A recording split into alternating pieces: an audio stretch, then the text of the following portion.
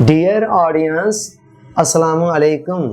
صحیح مسلم میں حضرت ابو ہریرہ رضی اللہ تعالیٰ عنہ سے ایک حدیث مروی ہے کہ حضور علیہ السلام نے فرمایا، من نفس عن مومن قربۃ من قرب الدنیا نفس اللہ عنہ قربۃ من قرب یوم القیامہ۔ آقا نے فرمایا کہ جو شخص کسی بندہ مومن کی دنیاوی تکلیفوں میں سے کسی ایک تکلیف کو دور کر دیتا ہے، اس کے بدلے میں اللہ تعالیٰ آخرت کے اندر اس کی آخرت کی تکلیفوں میں سے تکلیف دور کر دے۔ اللہ رب العزت کی بارگاہ کا ایک اصول ہے، اس کو سمجھ لیں۔ وہ اصول کیا ہے؟ اور بڑا اٹل قانون ہے۔ اللہ تعالیٰ نے قانون اور اصول یہ بنا رکھا ہے کہ جو کچھ ہم نے اللہ کے بندوں کو دینا ہے، اللہ کی رضا کی خاطر دینا ہم نے بندوں کو ہے، ویسا ہی کچھ اللہ کی طرف سے ہمیں بدلہ ملنا شروع ہو جاتا ہے۔ اس اصول کے اوپر کئی حدیثیں ہیں اور کئی قرآنی آیتوں سے یہ بات ثابت ہے۔ میں وضاحت میں جائے بغیر صرف ایک حدیث کو کوٹ کر کے آگے بڑھ رہا ہوں، اور میرے اگلے 3 لیکچر اسی اصول کی وضاحت میں ہوں گے اور اسی کے گرد انشاءاللہ گھوم رہے ہیں۔ حضور علیہ السلام نے فرمایا، ارحموا من فی الارض یرحمکم من فی السماء۔ لوگوں جو زمین والے ہیں تم ان پر رحم کرو، اور اس کے بدلے میں جو آسمان والا ہے وہ تم پر رحم کرے گا۔ آپ دیکھیں، آپ نے رحم کس پر کیا؟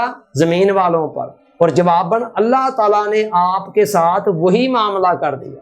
چنانچہ جو کچھ بھی ہم اللہ سے لینا چاہتے ہیں نا، اس کو لینے کا آسان ترین راستہ یہ ہے، سمپلسٹ میتھڈ یہ ہے، شارٹیسٹ میتھڈ یہ ہے کہ ہم چپکے سے وہ کچھ اللہ کے بندوں کو، اللہ کی مخلوق کو، ارد گرد کے لوگوں کو دینا شروع کر دیں۔ جو کچھ ہم دے رہے ہوں گے، ہم اللہ سے نہیں بھی مانگیں گے، مانگے بغیر بھی مل جائے گا۔ یہ الگ بات ہے کہ مانگنا بھی بندگی کے آداب میں سے ایک ادب ہے۔ اس اصول کو سمجھ لیا جائے تو پھر دوسروں کی مدد کرنے میں یہ جو ہمارے نفس کے اندر ذرا تھوڑا گراں گزرتا ہے نا، شاق گزرتا ہے، مشکل لگتا ہے کہ میں کیوں اس کے لیے اب تکلیف اٹھاؤں، مشقت برداشت کروں، اس کی مدد کیوں کروں، یہ سارے کا سارا معاملہ آسان ہو جاتا ہے، اس لیے کہ پھر ہمیں پتہ چل جاتا ہے کہ ہم دوسروں کی جو مدد کر رہے ہیں وہ دوسروں کی مدد تو بعد میں ہے، پہلے ہم خود اپنی مدد کر رہے ہیں۔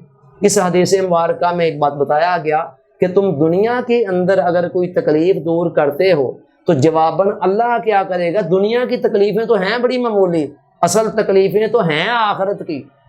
تو اللہ رب العزت جواباً اپنی شان کے مطابق، چونکہ اللہ ہے، آخر حاتم طائی سے کسی نے ایک محدود سی رقم مانگی خیرات کے طور پر، اس نے کافی زیادہ دے دیے۔ کسی نے پوچھا، اس نے تو اتنے مانگے تھے، آپ نے اتنے زیادہ کیوں دے دیے؟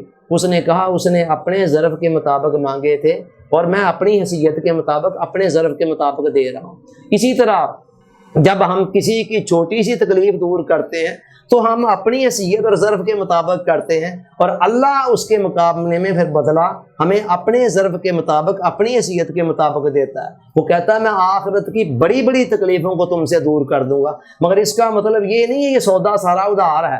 اللہ کا قانون یہ ہے کہ ہر نیکی کا اصل بدلہ تو آخرت میں ملنا ہی ہے، اس سے پہلے ایک ابتدائی بدلہ دنیا کے اندر بھی ملتا ہے۔ جب آپ دوسروں کی تکلیفوں کو دور کرنا شروع کر دیتے ہیں تو آپ کی اپنی تکلیفیں خود بخود کم ہونا، ختم ہونا شروع ہو جاتی ہیں۔ اللہ تعالیٰ اس کے بدلے کے اندر کئی جگہوں پر آپ کی تکلیفوں کو بھی دور کرتا ہے۔ آپ نے وہ مشہور حدیث تو سنی ہے کہ ایک فاحشہ عورت تھی، اس نے دیکھا کتے کا ایک بچہ پیاسا ہے بیچارہ، کنویں کے کنارے ہے لیکن پانی نیچے ہے، اور اس کو بڑا ترس آیا۔ اس نے اپنا کوئی دوپٹہ اتارا، اس کی رسی بنا کر، اور ساتھ اپنے جوتے کا وہ سمجھ لیں ایک ڈول بنا کر اس کے ساتھ باندھ کر نیچے کنویں میں ڈال کر پانی نکال کر اس کو پلایا۔ تو آقا فرماتے ہیں کہ اس کا یہ عمل اللہ کو اتنا پسند آ گیا کہ اللہ نے بخش دیا اس کو۔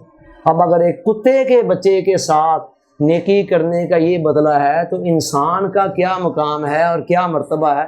انسان کے ساتھ نیکی کرنے کا صلہ اور بدلہ تو اس سے کہیں زیادہ ہے۔ یہاں ایک اور نقطے کی وضاحت کر دوں، بعض اوقات ہمارے سادہ لوگ اس طرح کی حدیثوں کو سن کر کہتے ہیں بس ٹھیک ہے، پھر پتہ نہیں اللہ تعالیٰ نے کس عمل سے بخش دینا ہے، تو زیادہ لمبی چوڑی نمازیں پڑھنے کی، روزے رکھنے کی ضرورت کیا ہے؟ یہ طرز فکر منفی ہے، اس سے باہر آئیں۔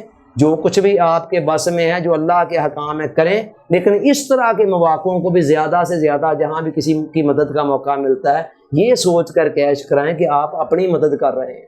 جتنے کانٹے آپ دوسروں کے چنتے چلے جائیں گے اتنے ہی آپ کے اپنے راستے صاف ہوتے چلے جائیں گے۔